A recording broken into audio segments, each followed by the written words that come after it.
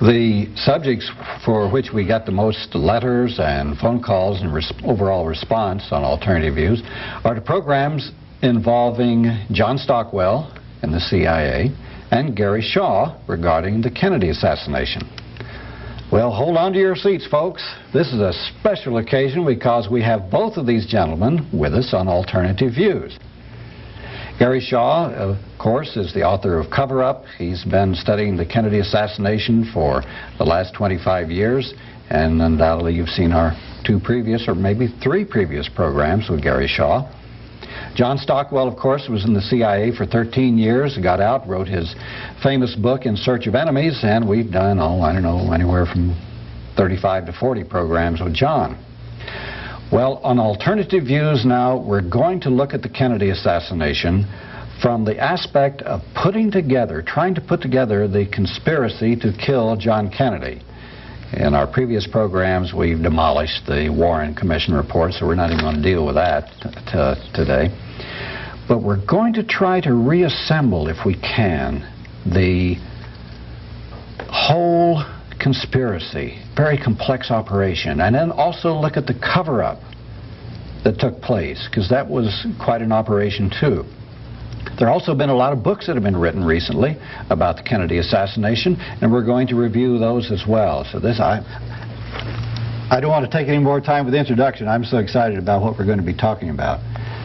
Well, Gary, let's begin with your thesis of what actually happened. Let's try to reconstruct step by step your analysis of how the assassination of John F. Kennedy took place that fateful day in Dallas. I don't know how long that's going to take us, Doug, but we'll try. Yeah, what are the different elements in this conspiracy? Basically, the different elements in the conspiracy concern the politics of that day, John Kennedy's movement in certain directions that were contrary in some aspects to almost every major force in America. And so, though he was a very popular president with the majority of the people, he had made an awful lot of very powerful folks mad at him. And so Texas was having its problems from the Democratic Party standpoint, and they were divided, and so the president comes to Texas on a political trip, and they plan motorcades and so forth for him to meet the people and give speeches and try to mend those party wounds. He arrives in Dallas and is, of course, assassinated, we're told, by one lone individual. Anybody that was there knew immediately that there were more than one gunman, that there were several. In fact, we've got certain eyewitnesses that felt like that there was an automatic weapon being used. That's how forceful and how quickly the shots were being fired at the motorcade. So what I did is exactly the opposite of what the Warren Commission did not do, and that is take the evidence from that day that we had, the physical evidence, and try to make some sense of it and go backward from the scene of the crime and establish shooters, placement of the shooters, gun directions, number of shots, etc. And in doing so, it was real easy to determine that there were at least 4 primary gunmen, 2 to the president's front, right front. And remember, in the motorcade, the clear side of the automobile is the right and the rear. They planned it perfectly. And so there were 2 shooters to the right front, 2 shooters to the right rear. The ones in the front were more on a level with the motorcade. The 2 in the rear were upward and above. This limited the possibility of hurting people within the limousine, wounding others, in fact, to some extent. Go ahead. This would have required so much coordination, so much planning, that so many people would have to have been involved, starting even with the route that it was taken. That's correct.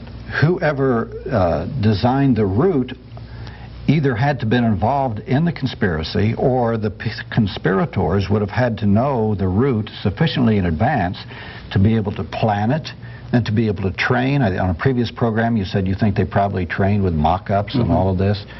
Now, can you give us an idea of how this might have taken place? Okay, I believe it's very simple. I think that not necessarily did they have to have someone to plan the motorcade route. I think they knew in advance from people that they had contact with the direction that the motorcade would take. And from that, they were able to plan the best possible site for it. They chose this site, and they practiced with it. I think they built a mock-up. They had their 2 kill zones. Okay, this is the kill zone A. I call this gunman number 1 and gunman number 2. That's a triangulation of gunfire, very strategically located. Let's see, point 1, is that on top of the school book depository? Oh, okay. Okay. This is the final 2 shots that hit the president. This is in kill zone B, or the 6th set of road stripes, and comes from the southwesternly 6th floor window of the school book depository and from the picket fence just above the grassy knoll to the left. That's number 3 and number 4. It's real important for us to take another look at the Zapruder film. This is the famous Abraham Zapruder film of the Kennedy assassination. The president is now hit in the back, and then while he's behind the sign, he's hit in the throat from the front. He's now grasping at his throat and trying to talk to his wife, and the fatal headshot.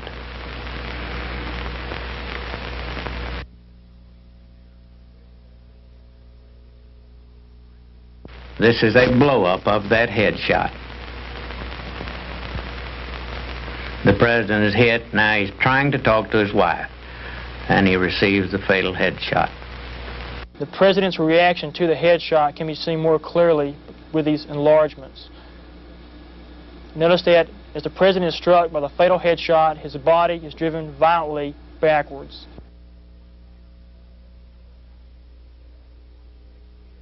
And if you watch the Zapruder film, you see the president hit twice at one section of the street. He's hit again twice at a second section. These just happen to coincide with the 4th set of road stripes numbering down from Houston Street on Elm to the 6th set of road stripes. That was pre-planned. They didn't have to try to follow him. When he came to that 6th set of road stripes, there's 2 gunmen that were already honed in right at that point. And they didn't have to have much timing between the 2 because they knew where they were going to hit him. And they fired. They did their job. The one thing you don't want to do if you're going to kill the President of the United States or any leader is miss. And I think they had 2 teams, 2 shooting teams, and they very accurately did their job that day. How far ahead would an elaborate assassination like this have to have been planned and have the people contacted to do it and trained so that they would be able to do such an incredibly perfect job when the time came? This is going to lead us into a slightly different related subject. Inside the CIA, you don't have a class on assassinations in training. You don't rehearse assassinations. In fact, they work very hard to convince you that the CIA doesn't do assassinations. And then later on in your career, as it happened with me, you begin to learn that they do. But there is no book in the CIA or SOP or file or office that teaches assassinations. They would lose the magic of the CIA if there were, which is the plausible deniability of having so many employees who are slightly naive, good soldiers, who believe it's a clean organization. And then you compartment out things like the assassination and like the drug experimentation program and the disease experimentation program. From my military background, putting it in terms of an ambush, see, that puts, which I think it was. They planned it. They executed it like a military ambush. And this is what leads me to the conclusion, and I think other researchers, in the direction of the shooting itself having been planned, rehearsed, and executed by principally the O.P. Mongoose CI group in Florida that was training for raids into Cuba. They had the training facilities, they had the expertise, they had combat experience in Cuba. And it doesn't ring to me like a mob hit. No. The execution of it was military. And then taking it from that, looking at it as a military ambush, you could do it very quickly. You could do it in a couple of 3 weeks and do a good job of it if you have pros, seasoned pros. It seems to me, reading the books and the history of what happened, they were probably working on the ambush itself for perhaps 4 months. They probably were mapping out where they were going to do it and setting up the mock-ups during the summer. That would be my guess.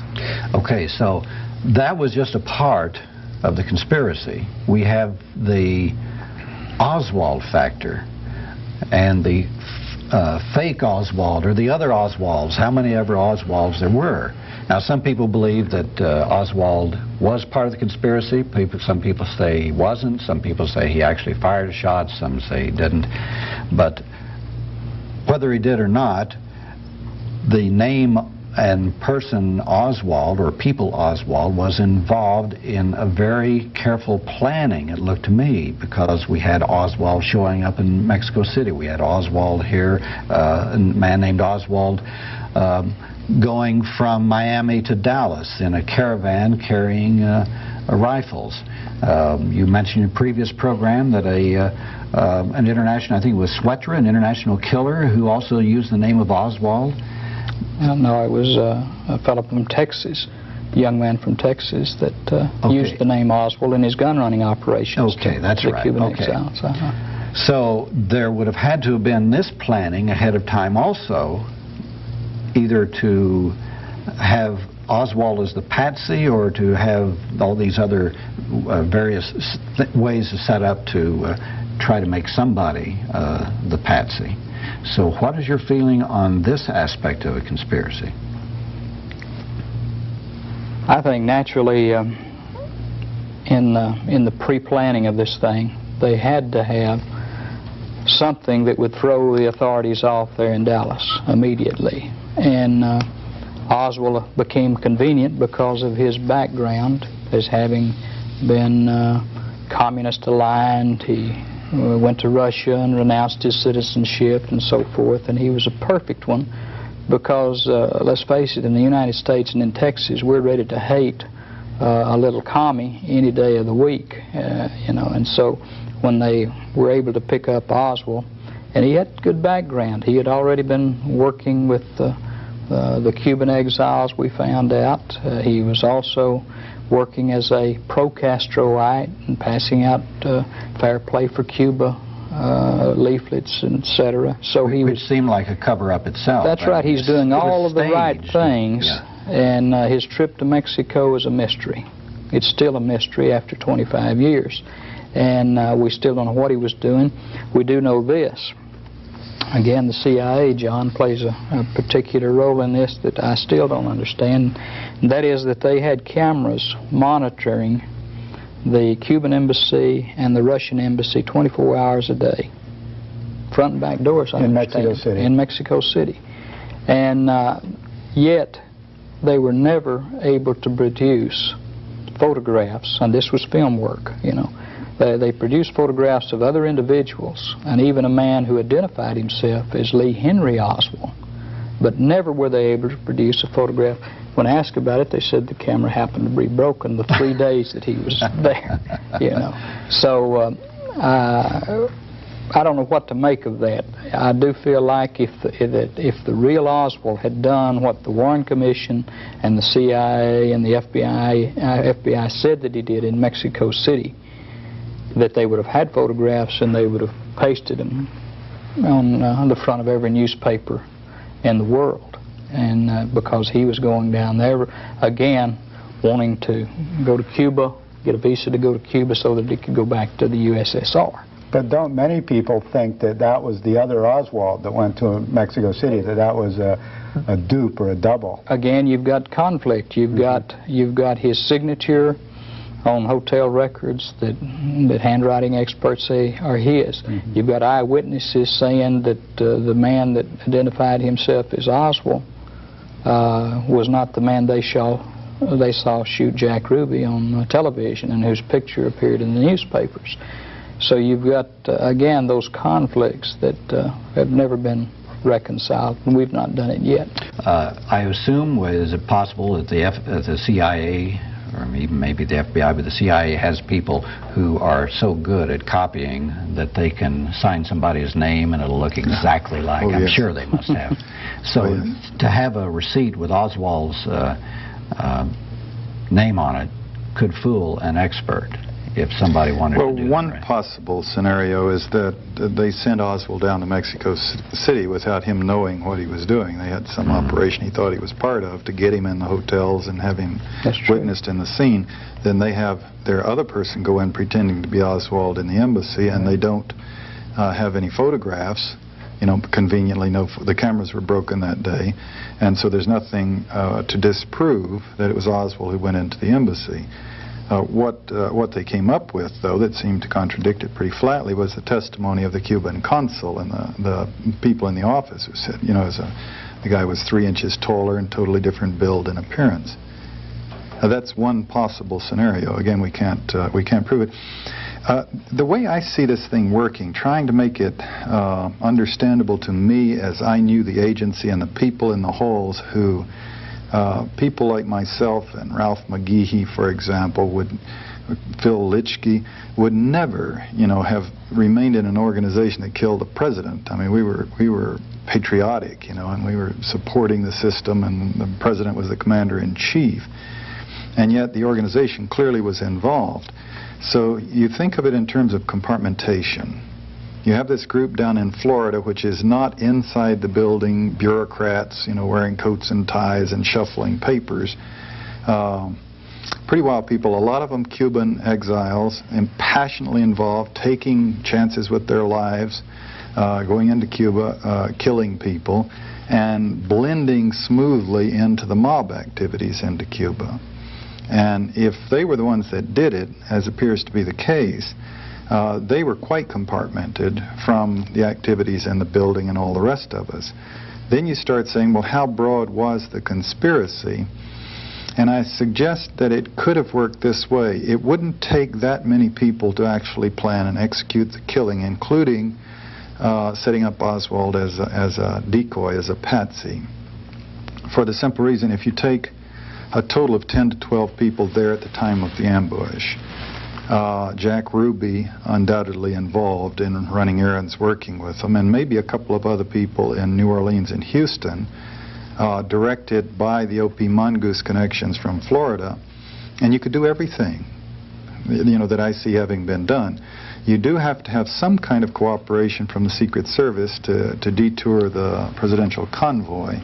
This might have been full complicity by the Secret Service, or it might have been someone led into it, and a gross lack of discipline, which we've seen the Secret Service manifest many times before in the past.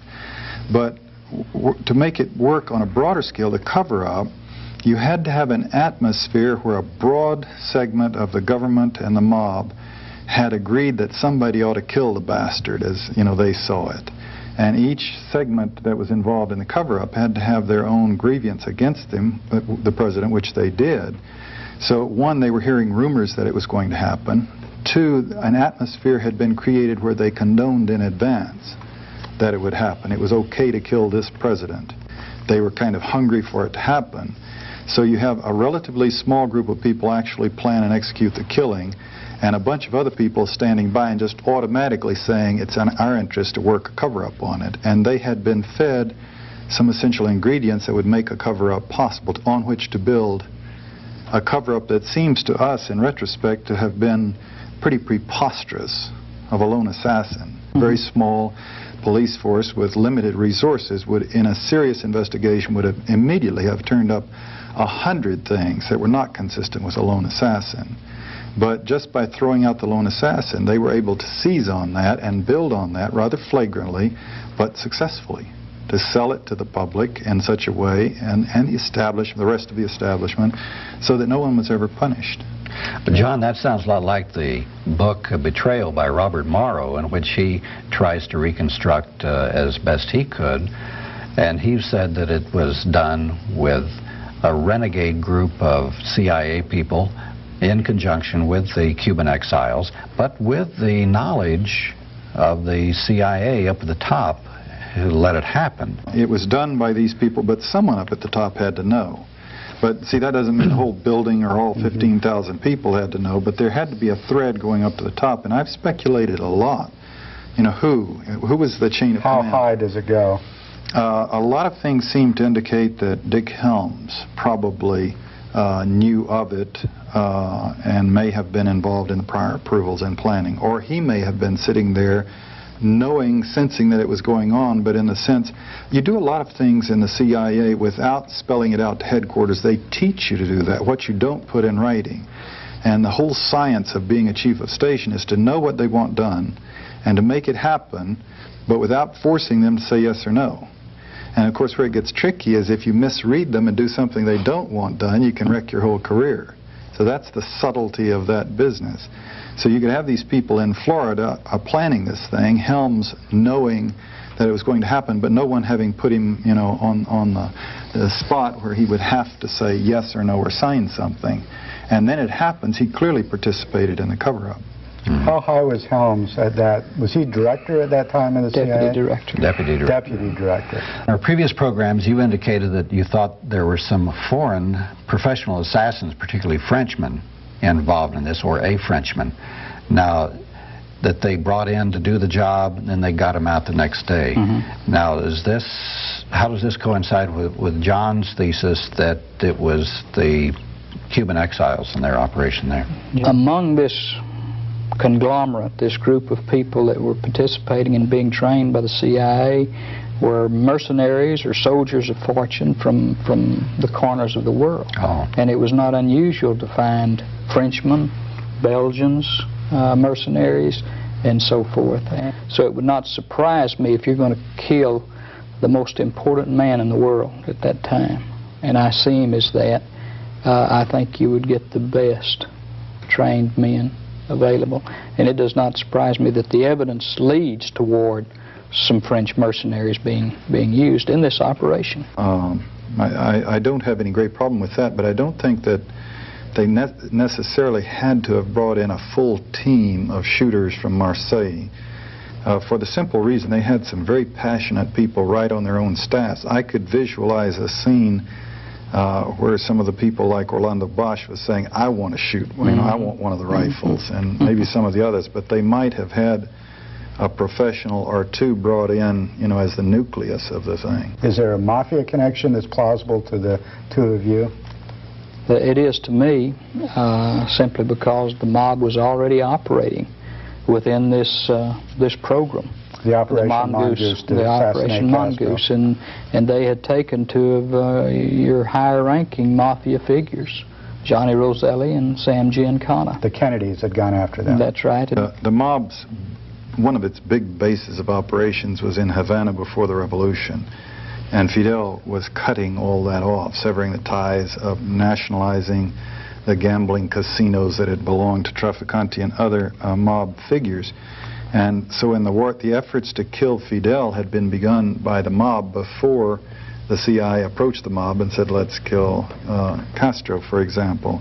The mob operations and activities into Cuba were extensive, and this put them shoulder to shoulder and piggybacking upon and working with the CIA's Mongoose people into Cuba to some points where they, you know, it's almost indistinguishable, you know, as to where does CIA activity stop and mob activity start vis-a-vis the operations from Florida into Cuba. One example that's not crystal clear, but it does make a point, is this David Ferry, the pilot, who was clearly at times flying arms for the CIA. Also allegedly flew Marcelo back from Guatemala, where Bobby Kennedy had him thrown out of the country, and he flew back in. And apparently, now the question is, was Ferry on the mob payroll when he flew Marcelo back in, or did the CIA send him to get Marcelo and bring him back in? But you take it another step, of course, the famous Jack Ruby, whose ties are so extensive. This may have nothing to do with anything, but in 1947, Congressman Richard Nixon intervened when the Congress was investigating Jack Rubenstein in Chicago and got him off from being investigated, and he relocated to Dallas and became Jack Ruby. Nixon had extensive, close relationships with the mafia. so close that, according to the Playboy History of Organized Crime, the Secret Service had to say, hey, Richard, you better cool it. You can't keep going out on yachts with these guys. They're in mafia. The people are going to start looking at this. Clearly a liability in his presidency.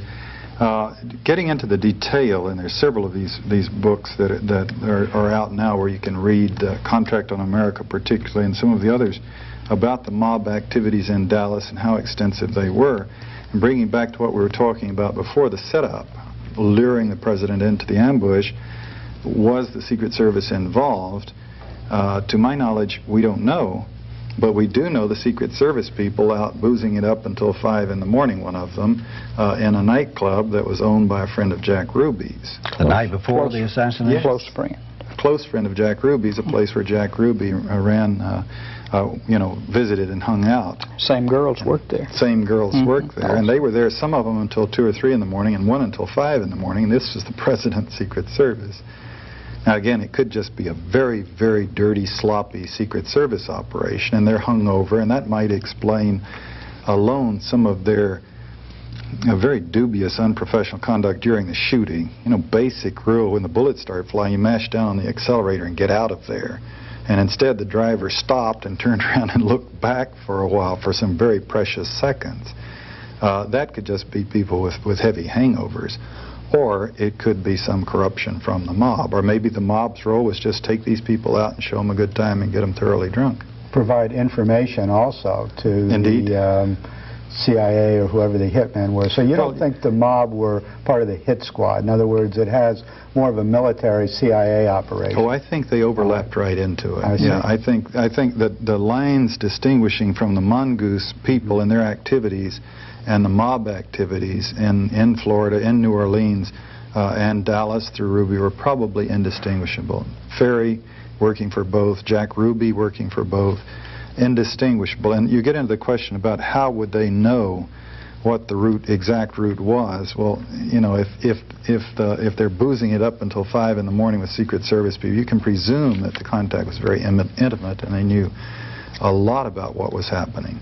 There's always been something that has not bothered me, but did puzzle me a bit.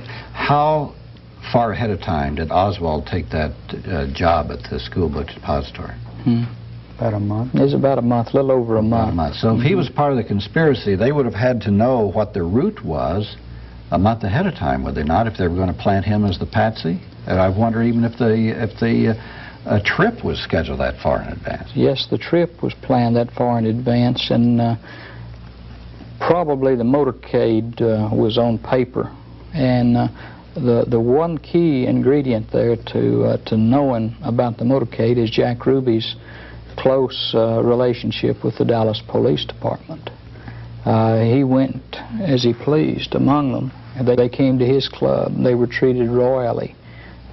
His girls were told to wine, dine, whatever they needed, and to take care of them. That's the reason he was able on Friday night. We even have one witness now, a policeman whose office was right next door to where they were interrogating Oswald, who said that Jack Ruby on Friday night actually went into the office of Will Fritz where they were interrogating Oswald. Wow. We know he was at the police. We've got film of him. But that has never come out. And this is a reliable officer of that day who's now retired and says, I don't care, this needs to be known.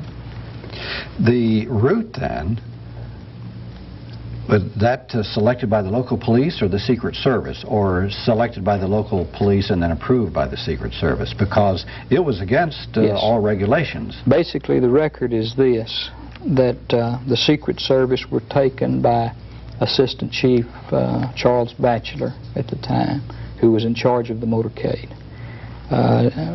When Batchelor got to Dealey Plaza, after driving the first part of the motorcade, and he said, then we hit Stemmons Freeway right up here, and it's right out to Market Hall. He did not tell the Secret Service that there would be a right-hand turn going down Houston, 90-degree right-hand turn, and then that 120-degree angle turn down on Elm Street. He did not take him that far. So you can speculate either that was we don't want to know, don't tell us anything, or they were not told anything, and they assumed that they would continue right on directly in Main Street, and that Main Street, tied into Stemmons Freeway.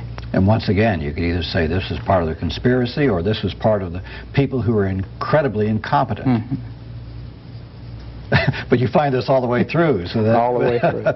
Which leads me to ask a question about the FBI then. There seemed to be complicity with the FBI, particularly in the cover-up, but now as the conspiracy, there were people flashing badges, Secret Service badges, FBI badges here and there. Maybe they were fake, maybe they weren't. But what was then the extent of the FBI relationships? I've heard people say that Oswald had relationships with the FBI, and Ruby, of course, had relationships with the FBI. There was an early report that Oswald had an informant status with the FBI. They had an informant number that he received funds monthly. One of the Western Union people testified to that fact, and that he received $200 a month.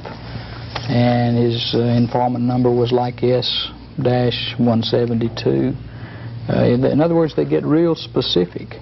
Now, what I have a tendency to believe is that probably another individual was this informant who was using the name Oswald and was working for the FBI, and so they could legitimately say Lee Harvey Oswald, the man who shot the president, was never an informant of ours.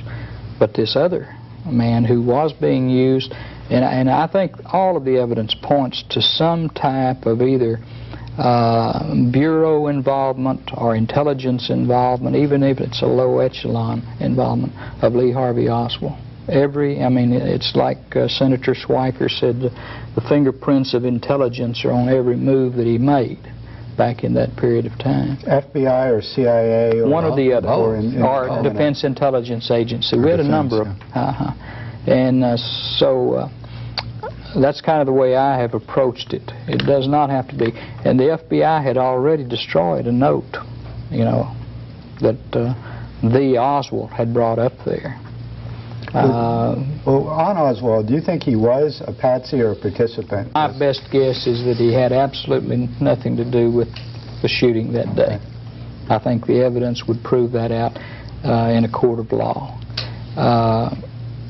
That there was somebody in his place who looked very much like him, and it's even a good possibility that Oswald, acting on behalf of one of these agencies, had actually knew about the plot and perhaps had even tried to report it. Mark Lane gave a speech in which he said that when Oswald was informed that Kennedy had been shot, he said, and they were accusing him of doing it, he said, "So I'm the patsy." Right. Now, which would lead me to believe that he was part of the conspiracy. He may not have fired, he may not have been at the school book depository and all, but it leads you to think that he was part of the conspiracy. Or part of something. John Davis wrote a book called Mafia Kingfish. It'll be out in paperback in November, and I urge your viewers to buy it. It does make a very good case for Carlos Marcello as the force, as one of the forces behind the assassination of the president. But he uncovered evidence that Lee Harvey Oswald actually worked for the Marcello family in New Orleans. As a boy, as a boy, as a runner. Adopted and his uncle did work for Marcello. Right. They know that, and he worked for his uncle. And so that's a close tie with New Orleans and with David Ferry and with organized crime. And when it came time to find somebody as this patsy, he was a natural, which leads me to the conclusion that whoever his immediate superior, his case officer, or whoever it might be that directed his activities in whatever intelligence operation that he was in, had to have also probably been in on the conspiracy to kill the president. And he was manipulating Lee Harvey Oswald into the position that he was. The job at the Texas School Book Depository, his trip back to his rooming house where the Dallas police car, while he's inside, comes up and honks twice, and he comes out, and the last time the landlady sees him, he's standing on the corner waiting on a bus. And then the next thing you know, Tippett is killed, and Oswald is way over here, and the timing is impossible for him to have done all of these things, but he ends up in the theater with a gun, you know, and is arrested. The first two things the cops say to him, now here is a man miles from the scene of a crime. They have absolutely no indication that he's done anything other than allegedly sneak into a theater without paying. And they arrested him, and they're saying, shoot the president, will you? And we have eyewitnesses and ear witnesses testifying to that. That's what they were saying. And even to the point of taking a gun butt and striking him with it. And at that point, they didn't have any of the reconstructions of the Warren Commission, which turned out to be stretched and false. And so they had to have been all set up with stories that Oswald was the person to go after and that he had killed the president and all that. So now, were these people part of the conspiracy, or did somebody tip them off on the scene and say, okay, there he is, get him? Right. Well, I think, you know, this is speculation and can be discounted as such. But Oswald, when he saw what came down, immediately would do what I would do, or John would do, and he calls his superior and says, hey, this has happened, what's going on? And he says, I don't know, meet me at the Texas Theater, like we usually do, or meet me at the Marseille Zoo, whatever they decide is a meeting place. And then they hang up, he picks up the phone, he calls the authorities, your man will be such and such place, such and such time. There is another aspect of the conspiracy which either would have needed to be taken care of or as part of the cover-up, which we'll get into later, and that's the medical aspect. There were medical people all along the line, and there's one whole book written about it, that destroyed evidence, tampered with evidence, messed around with evidence. So how did was this part of the conspiracy too, that people had to have their counterparts or people working with them in the medical flow of this from Dallas on up through Washington? I think there's no doubt that there had to be, and I think it had to come basically from within the White House. The one man who was key to all of this was Admiral George Berkeley, the president's chief physician.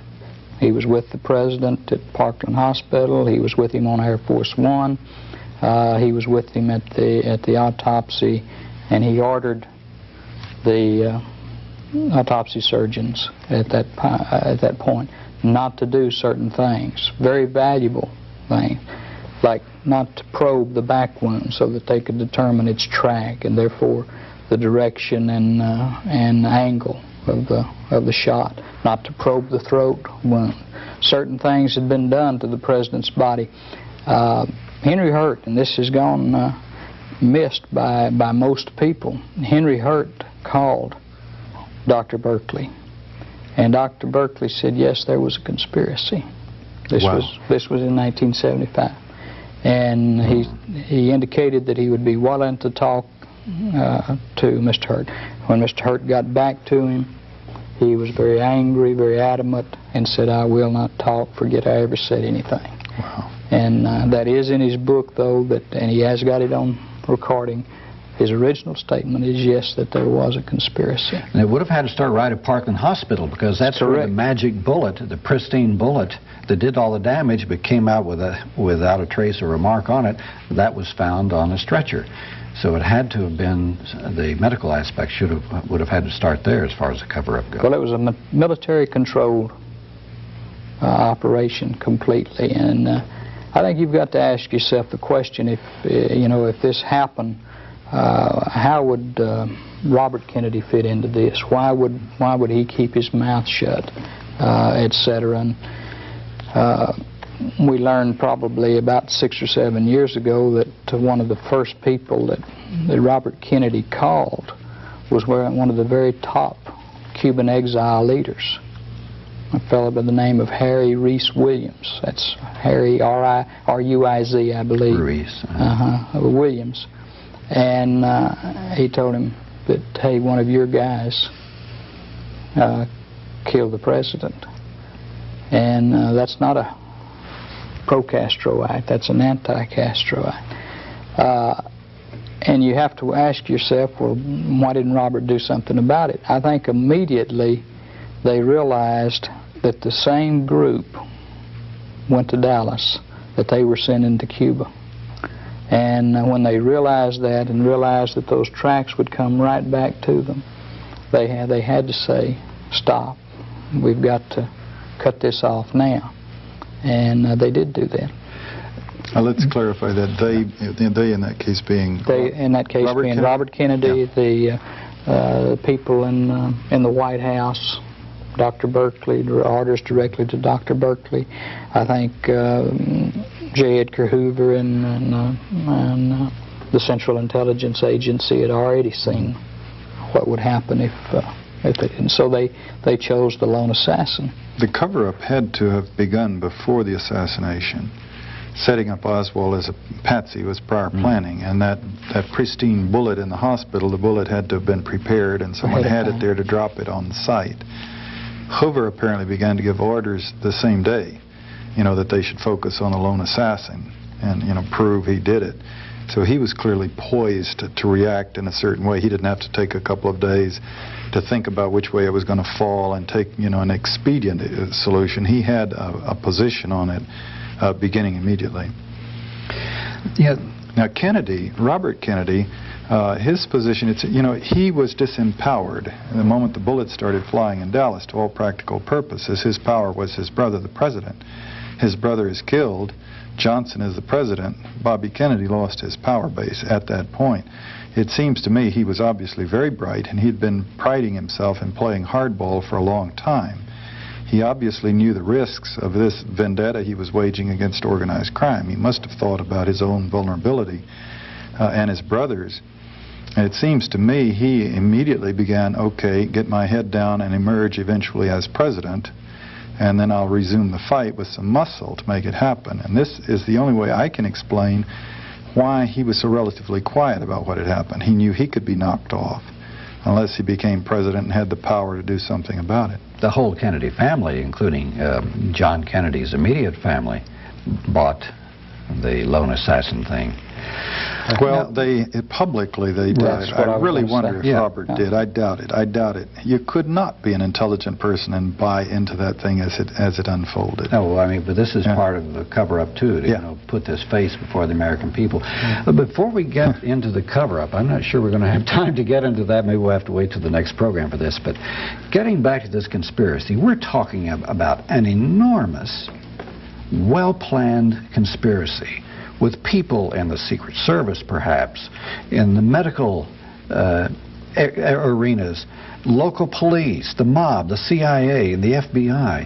How was it possible, or maybe I'm just naive, how was it possible to conceive of or to organize and coordinate such an enormous conspiracy which required so much coordination and good timing and security? I don't see it as having been a secure operation at all. There were leaks from top to bottom and sideways and all over the place. I think they used the sledgehammer approach to the thing. One, what made the cover-up work was this broad consensus by a huge and powerful segment of the government and the establishment that it would be okay to kill the president. So a team of people did it. Others knew it was going to happen. A group went out and did it. Who exactly up high ordered them to or just knew it was going to happen, one can only speculate.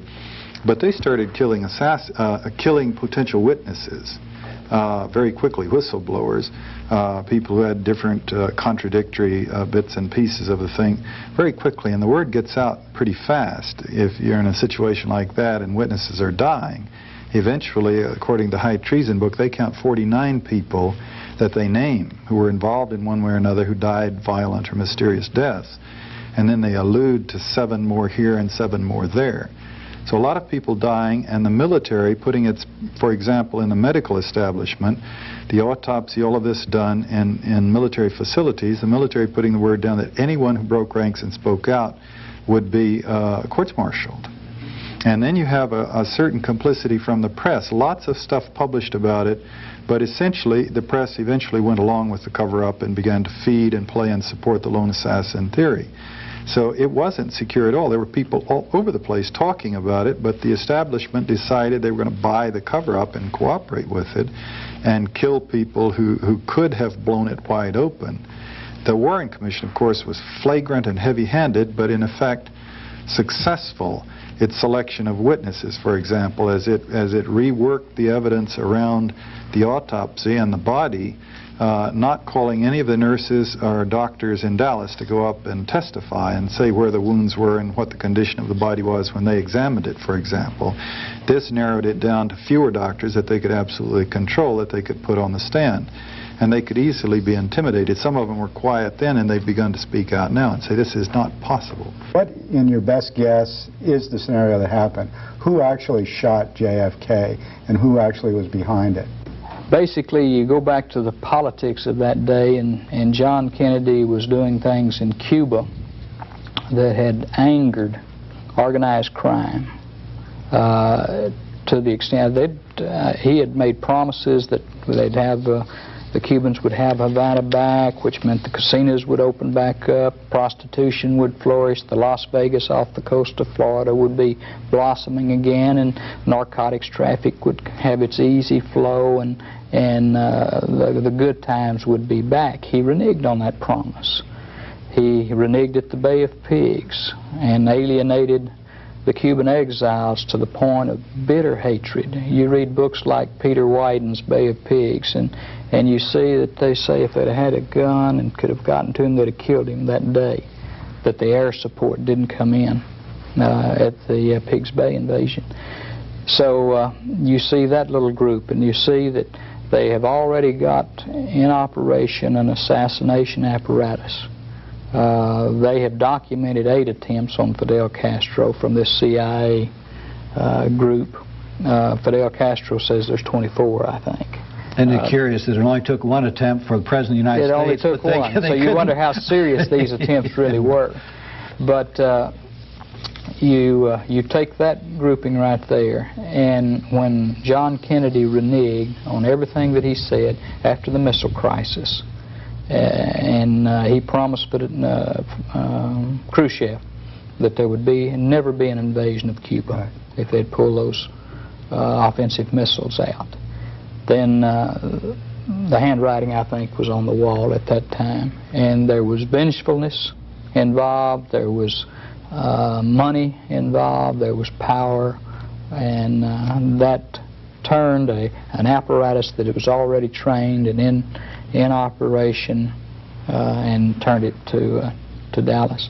I think you've got to remember that we don't protect or didn't protect our president at that time like Fidel Castro was protected, yes, or like Charles de Gaulle was protected. Yes. And it was, you know, it was a turkey shoot in Dallas. Yeah, the attempts on Fidel's life were certainly serious, but you had a different operational problem, if you will, to try to do it in Cuba, where you did not have a broad consensus of it's okay to kill the man that you had in Dallas, that you had in the United States against Kennedy at that time. So they were having to plan a truly clandestine assassination in which the shooter wouldn't have some kind of magic immunity in a Warren Commission and whatnot. There would be an extremely vigilant reaction from Fidel's bodyguard and the Cuban government and whatnot. So they were trying to think of esoteric, clever, tricky ways to do it. In Dallas, God knows they could set up a big, broad ambush right in broad daylight and gun the man down. You have the killing apparently engineered by a paramilitary team, an ambush.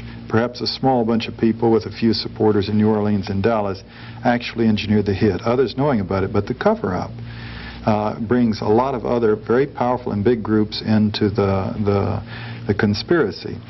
And so then you get into motive. You know, why would the CIA be down on Kennedy enough to want to kill him? And you had, as Gary said, the Bay of Pigs, which they considered to be a betrayal. Objective readers in history would not necessarily agree, but they certainly did. And also, he was in the policy of reformulating the policies in Cuba to actually withdraw and cut back and curtail the assassination attempts on Fidel and break up the O.P. Mongoose infrastructure that was raiding and attacking in Cuba. You get this in the Betrayal book by Bob Morrow, for example. Then you have the right-wing military that you see. Why did the military suppress the evidence and doctor the photographs and control the doctors? Their anger could easily have been because, a liberal president pulling them back from Vietnam, which was designated as their next big war. So the right-wing military, very angry about his position towards the world and towards war and towards their choice of wars. Again, the mob, the Kennedy brothers were waging, especially Bobby, but with Jack's support, were waging a major vendetta against mob leaders. They had put Hoffa in jail. They had kicked Marcello out of the country, and then Rosselli and Giancani were incorporated into the activities. The mob had a fight for survival on its hands with the Kennedys. And then, of course, you have their huge investment in Cuba, and then you also have linkage into Southeast Asia. Trafficante had been to visit Vietnam. They were obviously planning a shift in resources to the Golden Triangle. If the U.S. went in a big way, you'd have lots of vehicles, airplanes, and ships, literally, that you could piggyback the drugs back into the States, and Kennedy's pulling out of Southeast Asia. The Texas, the right-wing business folks, of course, the oil depletion allowances. Kennedy was cutting them. They had become fabulously rich from these things, and they didn't want them cut. And then you get, of course, the key is the FBI. Not necessarily in the planning of the killing or the execution of the killing, but certainly Hoover's position, immediate position in the cover-up was essential to make it work. All of his agents trying to construct, or ordered to try to construct evidence that would pinpoint a lone assassin. Some of them came up with bits and pieces that were quite contradictory, which the Warren Commission pretty much just ignored. So where did the FBI come up with its big grievance against Kennedy? And this is where you get into, for example, Contract on America, David Scheim's book. Hoover had, and also this other excellent book, we have a copy here, Secrecy and Power, The Life of J. Edgar Hoover. Hoover had a lifetime association with organized crime. He bet and gambled, weekly. It was his big passion, and he took 2 vacations a year regularly where the bills were picked up by people who related to organized crime.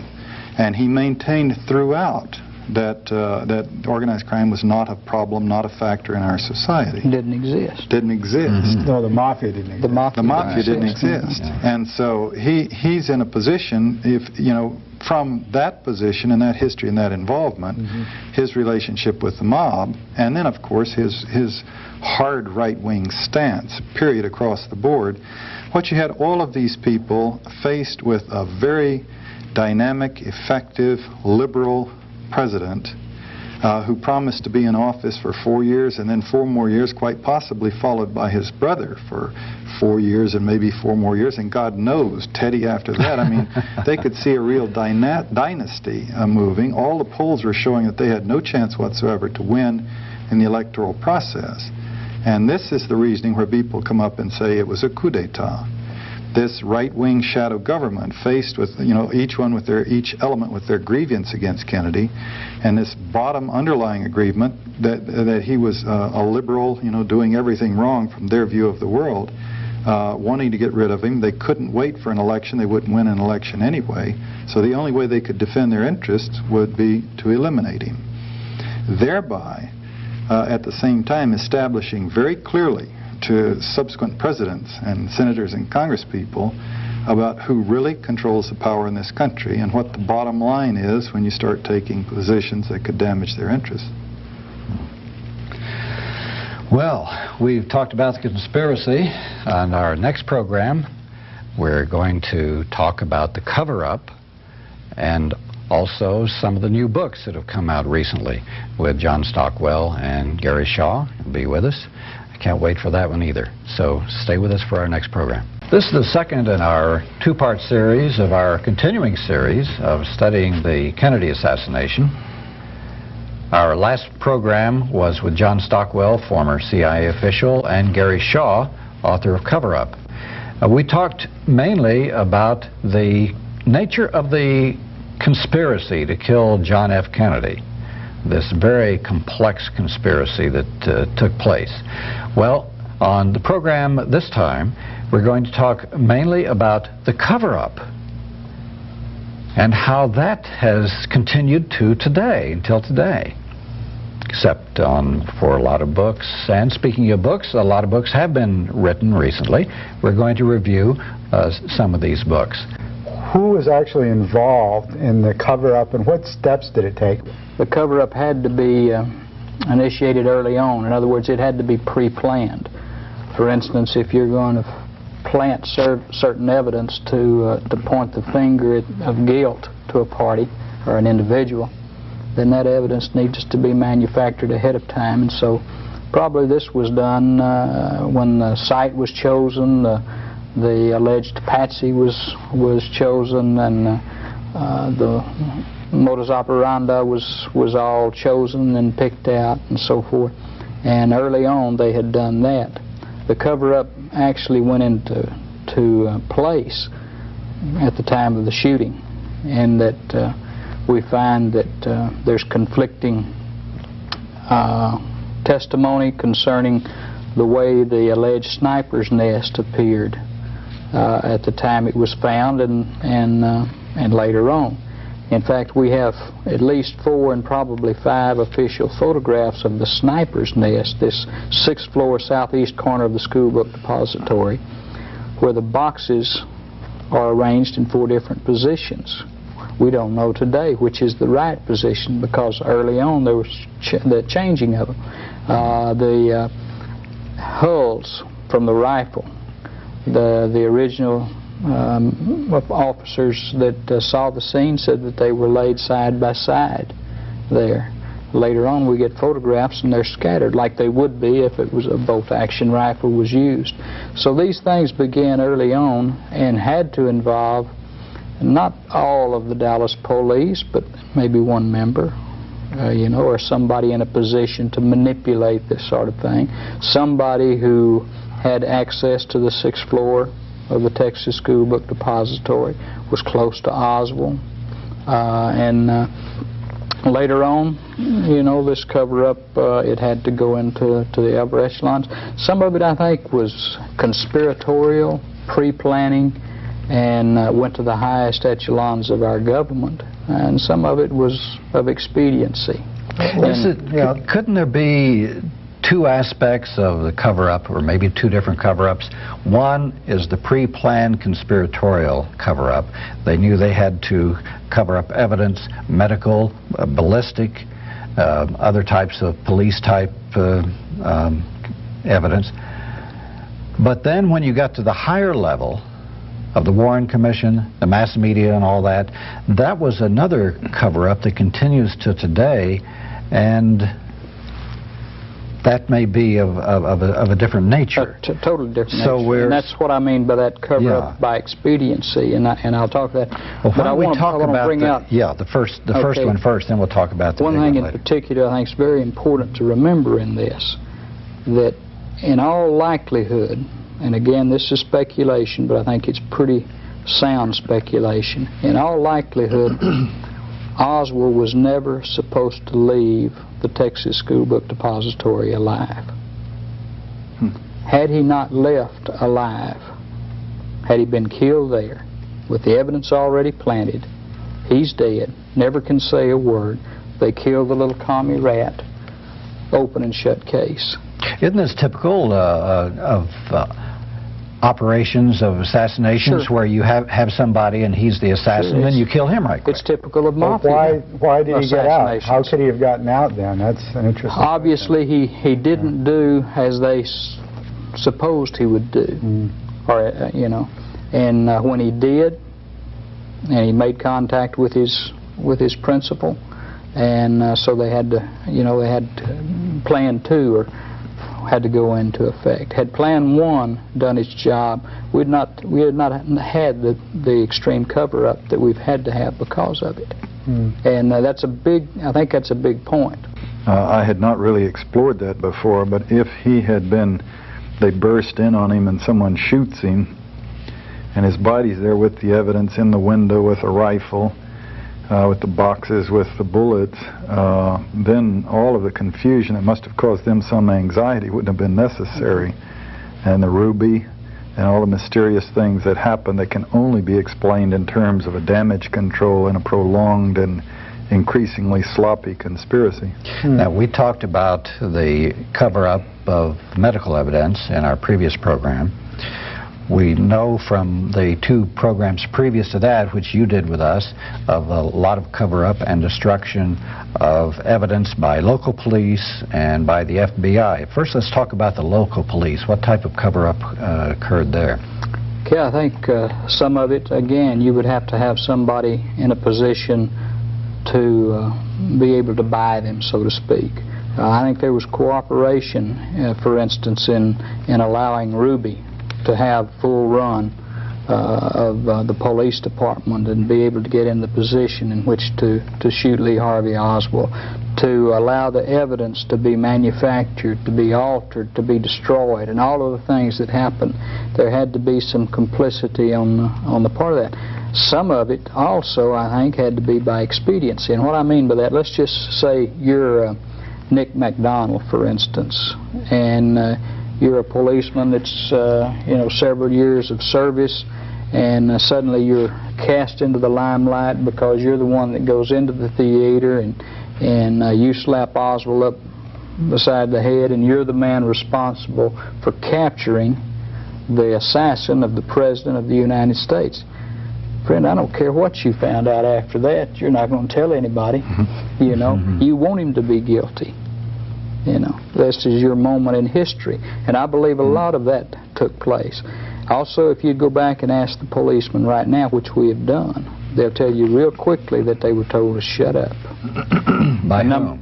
By their superiors. Their superiors. And number 2, not only were they told to shut up, but the case was taken from the hands of the Dallas police authorities and transferred to the FBI, contrary to all laws of the land at that time. And how soon did the FBI come in to take over? Oh, they took over immediately. By and large, but soon after. And of course, one of the things we pointed out in 1976, and we have this from a firm report, that Captain Will Fritz, who was in charge of homicide and robbery and in charge of the interrogation of Oswald, is in 1975, after the Zapruder film had been shown for the first time on nationwide television, he's eating breakfast with his buddies the next day, and they're talking about it,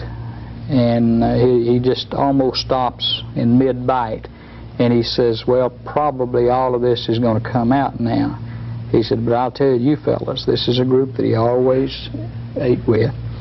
I'll tell you guys that when the President called me, we were investigating this crime. But when the President called me and told me I had my man, what could I do? By that he means Lyndon Johnson? By that he meant Lyndon Johnson. Lyndon Johnson himself called Will Fritz and told him Lee Harvey Oswald did it. And of course that's what Hoover began to espouse immediately. Okay, now the FBI was involved in destruction of evidence and manipulation of evidence, tampering with evidence, and they also had a hold of Lee Harvey Oswald for a while, and they, as I understand it, they didn't even keep transcripts of their interrogation of Lee Harvey Oswald. Well, basically the interrogation of Oswald came under Will Fritz, who was pretty well renowned for his interrogation of prisoners, and but the FBI were sitting in on it. As I understand, were other intelligence agents, Secret Service, and Fritz made the statement that he kept no notes. That's real important. He kept no notes of the interrogation. He didn't say, I didn't take any. He said, I kept no notes. But we've got statements from at least 2 people, including Oswald himself. When he was asked one time about a certain thing, he says, I've already answered that. It's in your notes. Read it for yourself. So we know that from him and from a postal inspector by the name of Harry Holmes, who was also present for what I don't know what a postal inspector is doing at an interrogation, but he was, who also mentioned the notes that were being kept.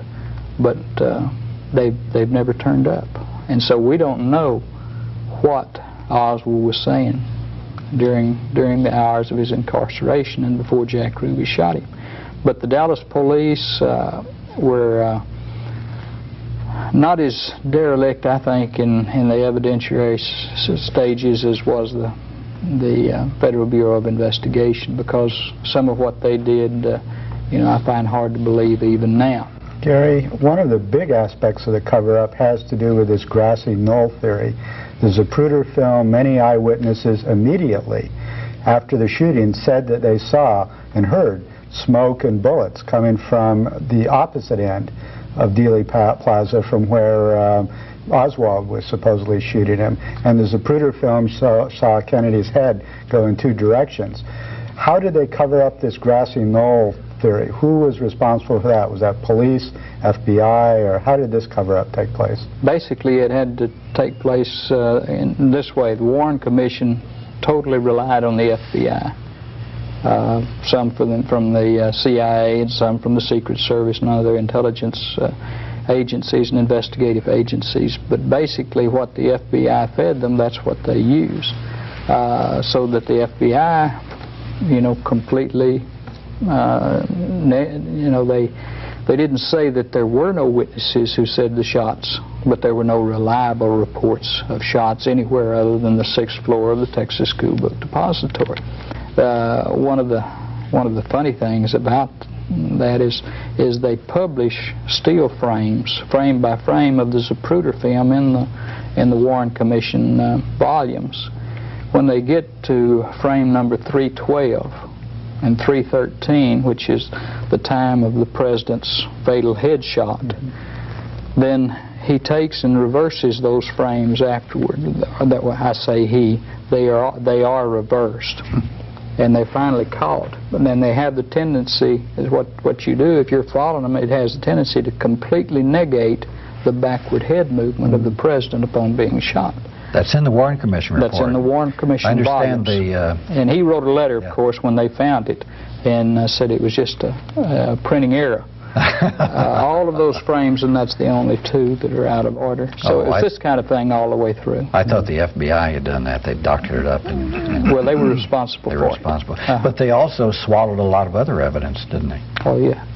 Okay, and the witnesses, they carefully doctored their use of witnesses, too, didn't they? The witnesses that they pushed toward the Warren Commission were those witnesses that buttressed their report. We got tunnel vision. I admit that as a researcher and one who's found flaws in it, and we tend to go in one direction. But I'm not as bad. I don't have the tunnel vision that they had, and that they would completely ignore all of the... It's amazing the number of witnesses that said a shot was fired. Over 50. They were in Dealey Plaza in a position to hear and see, said that the shot came from the president's right front. And that kind of thing you can't ignore. Of course, the biggest cover-up right away was the Warren Commission, and that wonderful memo that was sent to them. Let's see, now I always get that mixed up. Was it the press secretary sending it to, or somebody sending it to the press secretary? Can you quote that? I love that. Yeah, it was the Assistant Attorney General. Oh, that's right. Nicholas Katzenbach, writing to Mr. Bill Moyers, who was new aide to the new President Lyndon Johnson, and he wrote that, we must, this is a paraphrase, we must say Oswald was the lone assassin, and that we must not let the American people think that he's not. Right. In other words, we must have him right now in the press as convicted, tried and convicted, and no conspiracy exists, whether domestic or foreign. And we must get the evidence together in such a way that there will be no other question. Possibilities, and that this is the only possibility.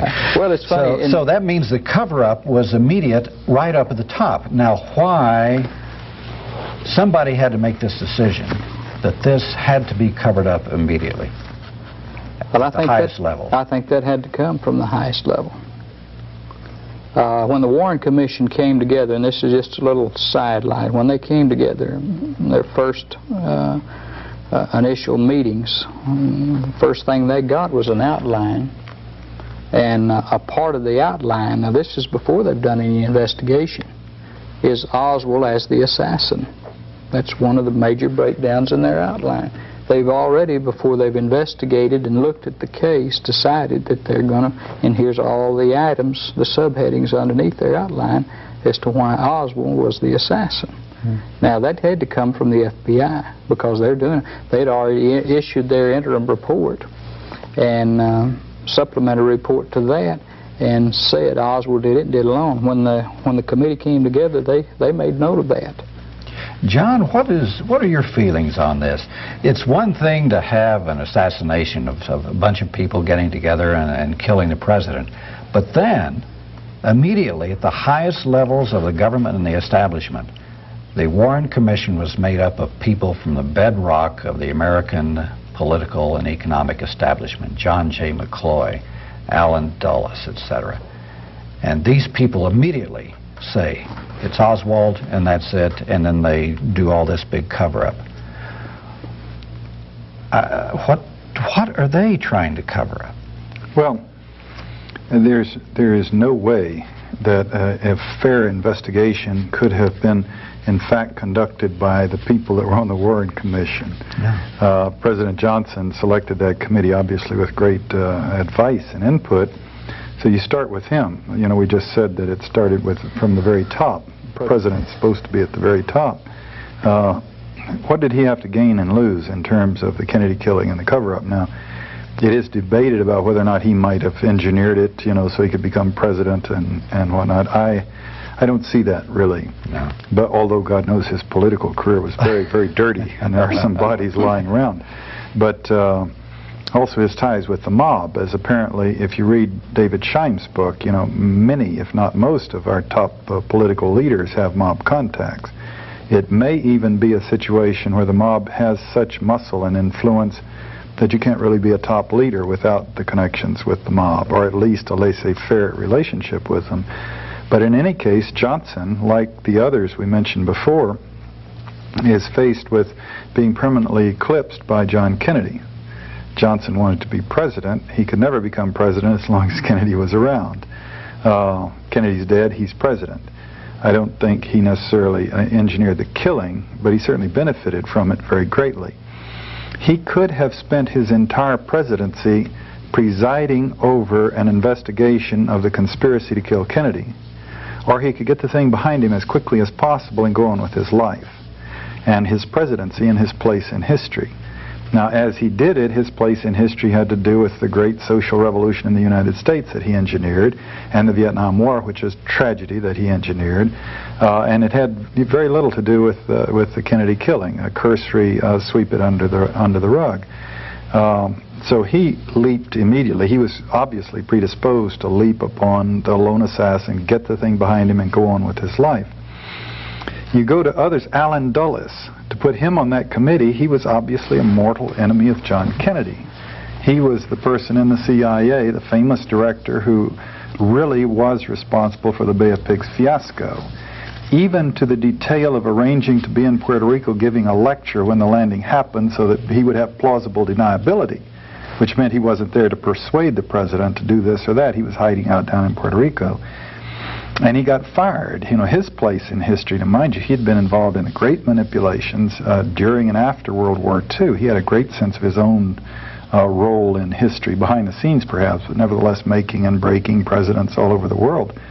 And he's fired by Kennedy, and some humiliation at the end of his long and distinguished career. To put him on that commission, what chance are you going to have of him vigilantly investigating who killed the president, especially if some of his own former CIA people were involved, as they clearly were.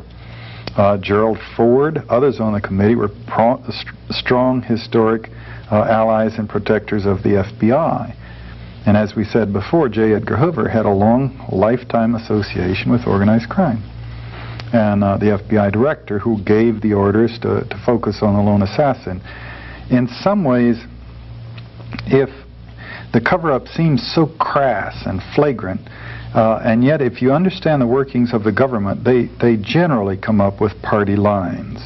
I mean, the president or Henry Kissinger, when he dominated the government, would put out the word, and this is the policy, and everybody else, even if they knew it wasn't true, that was the line, and everybody sort of takes up on it.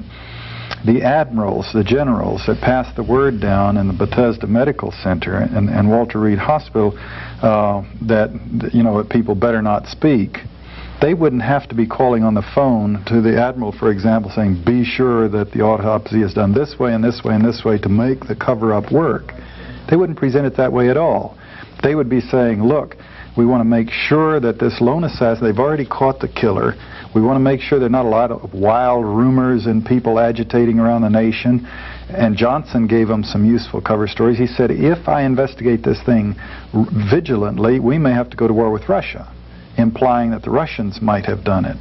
So the general is calling down to the admiral, to the people down below, saying, let's keep this thing under control. Let's be mature about it. They've already caught the killer. It's obviously this commie nut, Lee Harvey Oswald. Now make sure everybody doesn't go hog wild, and keep the lid on those doctors down there. I don't want them shooting off their mouths. And in a military establishment, with the discipline they have, that would be sufficient for a whole lot of people to say, aye, aye, sir. Here's the word, yes, sir. And then, of course, they had to have someone a little more cynical than that to manipulate the photographs. To put hair in places where there wasn't hair before and cover up wounds that, so they literally cut, it's in the high treason book of the head of the president, and you can see where they added in effect, a toupee to cover up where where wounds actually existed. This kind of thing, the whole government agreeing, and then the establishment agreeing, the press agreeing. Okay, here's the line, this is the way it is, the president said. The Warren Commission said, and it all falls kind of naturally into place. Except in this case, I mean, they've done it hundreds and hundreds of times with lesser things. The necessity of our going into the Vietnam War. That blew up in their faces later on, but it worked for a while, and the nation marched off to war again. They did it very successfully with Ronald Reagan as he was president, trying to make him appear as a wise, benign president when in fact he was mentally defective. He couldn't think straight. But they all agreed that he was the president and it was his policies, and they packaged him and sold him to the country. Well, now there was a massive mass media cover-up in this too. They went right along with it. To this day, the establishment media say you were given the party line of the Warren Commission. Now, how could they have been controlled and fit into this framework? Well, 80% of our news in this country is quoting the president or quoting some figure, quoting the Warren Commission. This is how they maintain power in the hands of the people in power, or are the voices, the spokespeople in power. The news is that in giving his speech today, President Bush said such and so. It's not considered to be good form to write, and he was lying through his teeth throughout the whole thing, and everybody was laughing and giggling because it couldn't possibly be true. No, the news story is the president said such and so, and then what he said. And then Senator so-and-so, and the Warren Commission, there was article after article, when the people on the commission itself were speaking out, and they were all saying, and J. Edgar Hoover's statements, and Bill Moyer's statements, and the Assistant Attorney General's statements, and all the others saying it's clearly a lone assassin. So the media is reporting that. Now, obviously, the media, one would dream that the media could take a more aggressive position and put big headlines saying flagrant cover-up afoot, people are lying all over the place. But the rules of journalism that the owners of the media have established are that would be irresponsible journalism. This is where you get into the books, Manufacturing Consent. Chomsky's book on the subject, or Inventing Reality, Michael Parenti's book on the subject, how they make believe, and they make the nation believe they're make-believe. It's irresponsible journalism for the newspapers to take the lead and say what happened. They believe their role, or they maintain that their role, is to announce or to repeat to the public what the leaders say happened. On the editorial page, they obviously could do a better job. They would defend themselves, I'm quite sure, by saying, oh, we ran lots of articles about other theories and other possibilities, and we ran lots of op-ed pieces expressing doubt about this, that, and the other, and they go back and show you the articles, but it still doesn't carry weight until you get some front page story saying Senator so-and-so says this is a flagrant cover-up, Kennedy was killed, sloppy investigation, massive cover-up afoot, and the media didn't see its responsibility to do that. It saw its responsibility to participate in the cover story. There's another aspect of this too, that from my studies, if you look to see who the media moguls were at this time, and who the top people in the American power structure, you know, like the head of Chase Manhattan Bank, the head of Ford Foundation, the head of the CIA, you find that they are all interlocked with each other. They're involved in organizations such as the Council on Foreign Relations, the Bilderbergers. They are in a lot of the same elite social clubs. The head of the Time Life was a man who was a very important person at the top of the American power structures, C.D. Jackson. So it'd be very easy for these people to see each other informally or call each other up, knowing each other and their attitudes on keeping control of the government and the economic system. It would be very easy for them to coordinate, say, hey, we got to do this, and then they would just take it from there. Wayne Smith, you know, who's a distinguished professor at Johns Hopkins, was formerly the State Department's representative in Cuba and resigned in '82 in protest of Reagan's policies.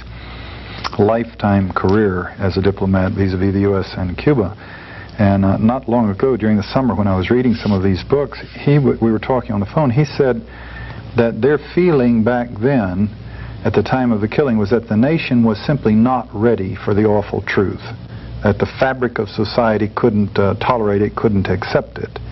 And then he said he wasn't sure they were necessarily wrong, given the circumstances back then. Although his position is that now enough time has gone by that we should investigate. He would like to see a full, honest investigation at the present time. My answer to him, maybe I'm a purist, maybe I'm still in a perverse way naive, as I was naive when the CIA was using me, but I don't buy that. Even if it would tear the nation apart from top to bottom, if you have such cynicism that they can kill the president and stuff it down the public's throat to cover up and go on about their lives, then we need to tear the society apart from top to bottom and shake it apart and get some sense of law and order. What reality of order can there be in a society that is that cynical? You know what? Oh, excuse me. Go ahead, John. Yeah. Well, I said that, and he did not disagree with me. He's certainly working now to get an investigation. But if someone like him would clearly understand their thinking back then, well, it's truly gruesome, but the nation just wouldn't be ready to deal with a cover-up that kills our president. Better to pull together and keep, nationalism going and everything. Wow. I think every time I see the big dogs say something like that, I saw it during Watergate, etc. Oh, it'll tear this country apart if we have an investigation on it. What they're really saying is that the American people would find out too much about how the American political and economic system really work and who controls it and how and who benefits. And if this window were to open up and people were to see the way things really would happen, they would be quite angry. So in the Kennedy case, they would see how the CIA was operating, as Lyndon Johnson later said, a damn murder incorporated in Latin America. They would see the relationships between the establishment people and the mob and organized crime and drugs, and they would see all of these unsavory things which the American people are not aware of. And if there were a true investigation of this, these things would come out, and they might lose control. If there had been a true investigation of the Kennedy killing, George Bush's policies today would be different, if he would be in office, in fact. His double-sided cover story about a war on drugs, while his own personal and his own staff's involvement with major drug dealers, he of course blithely ignores, and the major media blithely ignores, even though they have previously published these things. They've now agreed it's okay. What's happening there, one can surmise, is a carryover to the Kennedy assassination. This is the mafia, after all, or forms of it, that are smuggling the drugs, and you really are never going to go after them. you don't want to get yourself bumped off. It's much better to play ball and all the balances take place, and that way you don't get yourself assassinated. In fact, there's even a more sinister aspect to this cover-up than we've gone into so far, and that is the amount of people that were killed or mysteriously died who were either involved in the conspiracy or had evidence and testimony that went against the lone assassin theory. Gary, when did the mysterious deaths, so to speak, begin with the cover-up? When did witnesses begin dying, let us say, under mysterious circumstances? And how broad did this mysterious death? Well, I think it'd probably have to start with Lee Oswald in the basement of the Dallas Police Department. Yes, right. And it goes from there. It started immediately, and it continues even today. There's no way to put a number figure to it, but you can, let's just take two or three. George de Mohrenschildt, who was Oswald's best friend in Dallas, a very influential Russian immigrant and a very smart, intelligent man, befriended the Oswalds. He had French intelligence connections dating back into World War II. Did some very strange things, had some strange connections to some very high-ranking people. In fact, was in a intelligence agency headquarters in mid-1963 with a colonel and a man from down in Haiti, one of the very important bankers down there. But that's a story, a different story. 3 hours before he was to talk to a Senate investigator looking into the Kennedy assassination, he had already made contact with him, set up the apartment. He takes a shotgun, puts it in his mouth, and blows his brains out. That's what we're told, and I'm supposing that that's what happened. But the key is it was because of the Kennedy assassination. Sam Giancana was one of these with Operation Mongoose, one of the organized crime figures who had already was telling the Senate and was being called before them one more time. And late in the night, he is shot in the basement of his home as he's fixing a breakfast, obviously for himself and whoever this friend, quote unquote, is that's there with him, who shoots him once in the back and then, I understand, shoots him 7 times in the mouth as he lays there dying, meaning just to make his point. Giancana's associate in this Operation Mongoose, which was the Castro assassination attempts, was a fellow by the name of John Roselli. You people have heard this story, but it's very important.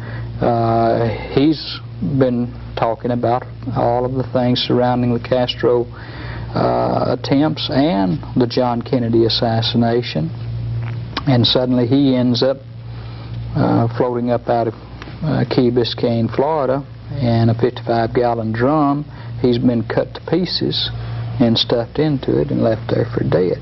This goes on and on and on. There are eyewitnesses in Dealey Plaza, to Ruby associates and friends, to organized crime figures, to high CIA people. How many? I have no idea. It's it's been calculated by some to be in the 40s and 50s, and by some on up in past 100. I don't think you can actually say. The High Treason book is one of the better recent books. Let's talk about some of these recent books. Yeah, this would definitely be useful. This book, High Treason, by Robert Groden and Harrison Livingston, they list 49 people as I count them. They don't have them numbered, but I went down and numbered. If I didn't miss one, it was 49 by name, explaining what their association with the killing, what they knew, and the timing of their killing. And then they mention a couple places of 7 here and 7 there that also were killed without naming them. These 49 killings, as they describe them, they're imaginative, all kinds of deaths, some of them apparently suicides, some of them improbable suicides, car crashes, shootings, bludgeonings, you name it. They could be done by anyone. I see a lot of mob involvement, but this is frankly because I know so much about the Jack Ruby's involvement in the killing and other mob figures in and around the killing. And so you know the mob was there, and then you think of these things, yeah, that sounds like the mob might very well have done that. If it had been a killing in a situation where there was no possible mob involvement, I would not have felt uncomfortable in believing that these were engineered by people like the CIA's O.P. Mongoose people or people working out of the Pentagon. There's nothing special about them. It's just different ways you can knock people off, trying to keep it, well, I say trying to keep it from being too flagrant, but lots of them are very flagrant. Getting onto these books, we've got so many and such good ones coming out now, and it makes it, in 1980, reading Anthony Summers' book, clearly you could only conclude from that that there was a conspiracy. What was the name of that book? Conspiracy. Oh, yeah. okay. His book, Conspiracy. And but he pulls his punches, sort of, or he pulls up at the end. He won't deal with the killed witnesses, and he won't deal really with projecting as to who might have done the conspiracy, who was responsible for it, and under what circumstances. Now, there were some books out then. Gary's book, Cover Up, did deal with, who might have done it, with the conspiracy, and the conspiracy and the killing and the cover-up. We had a kind of a dearth for a while. Books coming out, there have been lots of books on the assassination, I'm sure, but major books coming out. Recently, we've had several come out that really bring a lot of this together in great detail. And just to mention these for the benefit of the viewers, there's the book Best Evidence by David Lifton. And this one doesn't reach any conclusions, but it just goes meticulously over the evidence, showing all the discrepancies in the Warren Commission's presentation of things. Very powerful without leading you anywhere in the picture. This book, Reasonable Doubt by Hurt, you can show it to the camera. The first half of this book I found to be just absolutely excellent, as he presents the evidence in Dallas around the killing that could not fit a lone assassin theory. The second half of the book, I felt like it drifts into things that are much less specific, a little harder to follow, and thereby less convincing. Just in the last year, we have two books that have come out that are really quite fascinating, a little bit of unfortunate controversy around them, but even that may stimulate interest and make it worthwhile. But you have David Scheim's book, which presents the strong case. This is Contract on America, and it's sold zillions of copies, fortunately. Zebra Press, published last year, where he focuses on the extent of the mob's involvement in the killing, but also with top U.S. political leaders. This is an excellent book to get a vision of how much an influence and how vigorous and how energetic the mob is and was in that killing. Unfortunately, it's a weakness in his book, I think. He just doesn't deal with the CIA's presence very much in the killing. Now, we've corresponded with him since then, and it is not that he believes the CIA was not present. He does, but he was just investigating the mob's involvement in it, and perhaps a better choice of wording, he might have said that. He might have come out and said, the CIA was also involved, but I've focused on the mob, and the mob overlaps into the CIA. Then you have the Garrison book, which goes the opposite and says it was the CIA and doesn't say much about the mob. And Garrison's book is another excellent book. That's Jim Garrison from New Orleans. He was the district attorney who investigated this thing, who engineered the trial, tried to get people prosecuted, tried to prosecute Clay Shaw. Himself was put on trial, and both of those trials were futile. The people were not convicted, he or Shaw. And then evidence came out much later that he probably would have won his case if he had had the full evidence against Shaw that came out years after Shaw died, one of the 49 people. Unfortunately, the controversy that surrounds Garrison is he was flailed by the major media, and lots of stories were circulated that he was associated with the mob. He was a district attorney in New Orleans where the mob ran things and had Marcello had so much energy and control. And he's, of course, said that they were just out to get him because he was exposing their activities.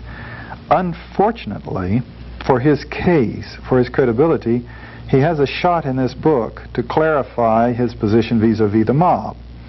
And he doesn't. Even in this book, when he had a chance to say, here's why I was not involved with the mob, instead he says that Jack Ruby may have run some errands for the mob. Oh my gosh. Oh yeah, and he says at the end he brushes off mob involvement. At other times he said that in New Orleans he's found no evidence of Carlos Marcello running things or dominating things. And you could not be district attorney in New Orleans and not know of the extent of Marcello's activities. Maybe he doesn't want to be assassinated. Well, it could very well be. And now Scheim, it gets a little stickier than that. Scheim writes in his book that Garrison has mob ties and has been seen having brother with Carlos Marcello's brothers. Having breakfast and dinner, with Carlos Marcello's brothers after Marcello was in prison. And this would, imply an intimate, and also citing a time he went up country with them to some villa in Louisiana to meet with them. Now, we've tracked this down and asked Scheim about his source on that, and he says his sources are impeccable, but they're anonymous. He can't reveal them for the evidence of Garrison dining with the Marcello brothers. That's unfortunate, because to make an assertion like that, it would be awfully nice if you had some documentation you could share with readers to help them judge, a photograph or something to help them judge, and he doesn't have that. So he's asking us to take it on faith that he has unimpeachable sources of that information. He nevertheless, I think these are two excellent books, but they're just looking at different parts of the elephant. One of them, showing the mob involvement, is just an excellent piece of work, and Garrison's book is fascinating, and his conclusions are very strong, although he just will not address the mob issue. This is what brings us to the best book that we have out recently, is High Treason by Robert Groden and Harrison Livingston, Conservatory Press, published in 1989.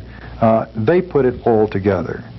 Now, they really try to beat it to death. They overwrite it. They make a point and then they repeat it 5 times to make it very clear what they're trying to say. And given all the obfuscation and confusion around the assassination, I find this effective in dealing with this subject. It's a well-written book to this purpose. And they put it all together. They show the mob's involvement, the CIA's involvement, the military's involvement. They show the photographs that were altered. They discuss how the body was altered and changed from one casket to the next. All kinds of details in it, and they do reach conclusions, which again Anthony Summers avoided doing. They project, as we've done in this show and the previous one, as to how it must have been done and who must have been involved.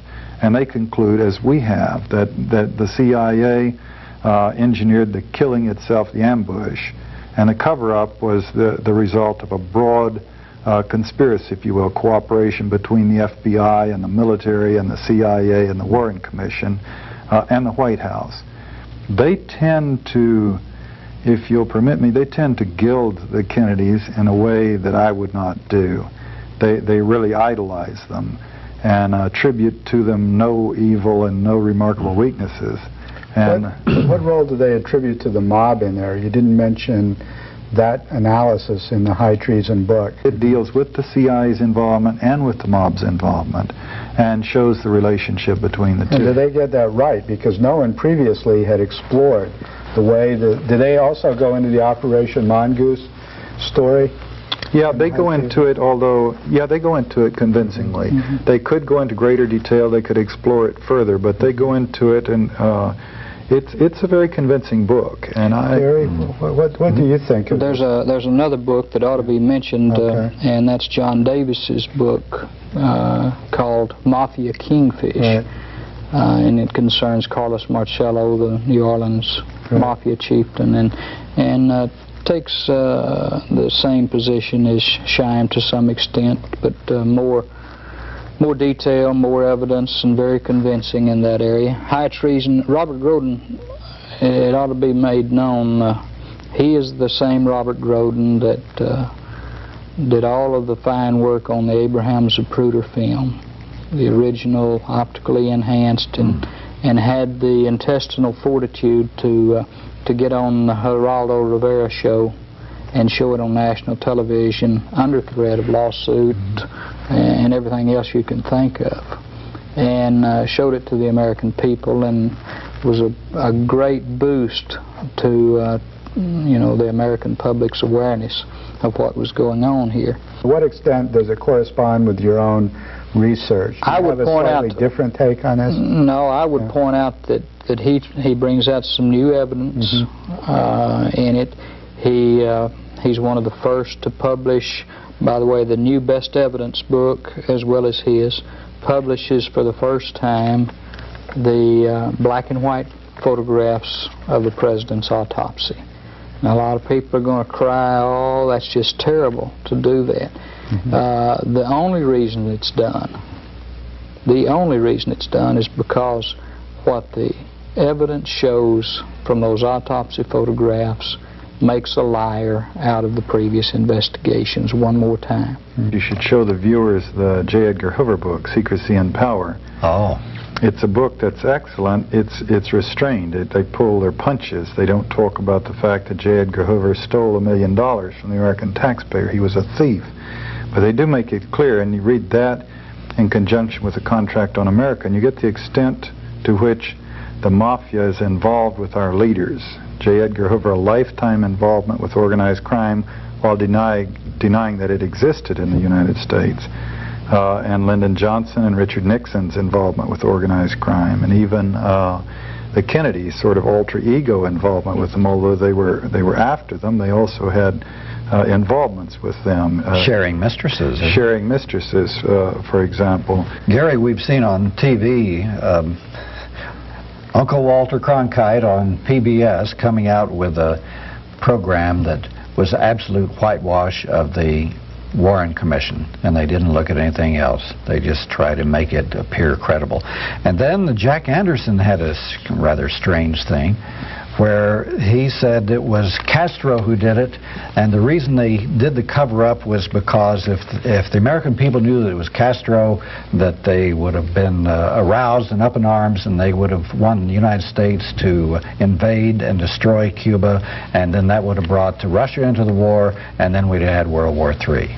Did you see these two? Yes, and of course that's not new. That's to us. It's been one of the things that's been put forth for a number of years. I reject it just for the simple fact that number one, I don't think we were anywhere near that, and there could never have been a time that I think that Castro would have felt comfortable in killing the President of the United States.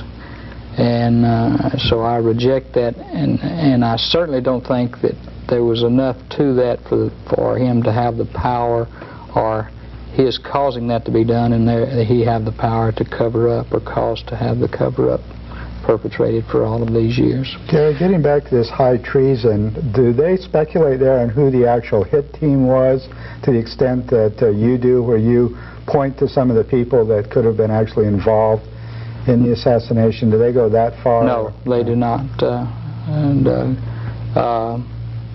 You know, and when we point to some of the people, we point to them because we have evidence that causes us to point to those.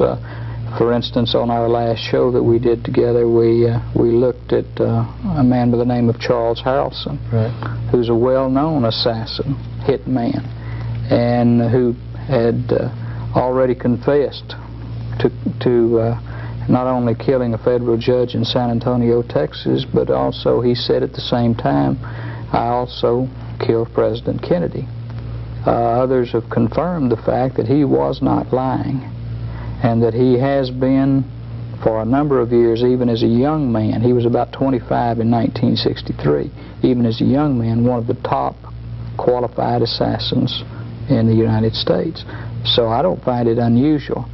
And if a guy says he does something, I think it ought to be looked at. The media said, so what? Ho hum. And there's evidence that he was in Dallas. Well, there is some evidence in that we have photographs of some people being arrested, and one of them is the spitting image of the man. In fact, we've shown photographs of him and of the man being arrested, and to two independent forensic anthropologists, people who testify, doctors who testify in court on matters of facial resemblance, and they said that there was a 90 to 95% probability that the two men are one and the same. So you have one of the most detailed accounts of the Kennedy assassination, yet did any of the media call on you during the 25 anniversary celebrations last fall? I didn't see you on the... Constantly, but I got cut. Yeah. So you were actually interviewed. I got the cutting room floor most of the time. In the about 3.5 minutes we have left, it's not much time to make a conclusion, but the satirist Paul Krasner said, we saw him say that, well, we've had all these political assassinations, and the survivors now say they have a mandate. But Kennedy, of course, wasn't the last political assassination. You had Karen Silkwood, you had RFK, Bobby Kennedy, you had attempted to kill George Wallace, and Martin Luther King was assassinated. So it appears that political assassination has been alive and well in the United States, and apparently the people saw that they could get away with this, and either this group that did this conspiracy or other people say, hey, it works and we can get away with it. Why not do it? Gary, do you see this Kennedy assassination as a coup d'etat? As one of the books on the subject indicates, it was an attempt by a small group of people literally to seize power because they weren't in agreement with the direction that Kennedy was moving. I definitely do, and I think you can look at history and it'll bear that out. The policies that President Kennedy was moving toward and putting into operation started changing that almost that very day, and we were never the same. And going back to that day, it will be like turning a page in history to historians. I think they're already seeing that. You know, one of these days I hope we'll learn the history lesson that this is saying to us. They did do it in 1963. They did cover it up. And when I say they, I wish I knew all of the particulars involved. We don't yet. And but they have continued to sell it to us until the people today say, what's the use? What can we do about it? We're just 1, or we're just 10, or we're just 25. I would urge you to say, you know, we're still a very viable force in this country when we rise up and speak and say we want something done. We're not through with this. And one of these days history will confirm that President John F. Kennedy was killed by a conspiracy founded within his own government, but the perpetrators, after a long period of time, were finally convicted and brought to justice. What, in a couple of minutes or so, would you evaluate this whole situation of political assassinations? Just to simplify the whole thing, in all of my readings about the CIA secret wars and activities, certainly the thing that gives you the bottom line of the cynicism is the Kennedy killing. That they would engineer a killing because they're not content with the electoral process and assassinate our president and stuff it down the public's throat, the cover story, and get by with it so that no one is prosecuted. The cynicism of doing this in broad daylight in front of the eyes of the world, if you will, pretty much says it all, doesn't it? Yeah.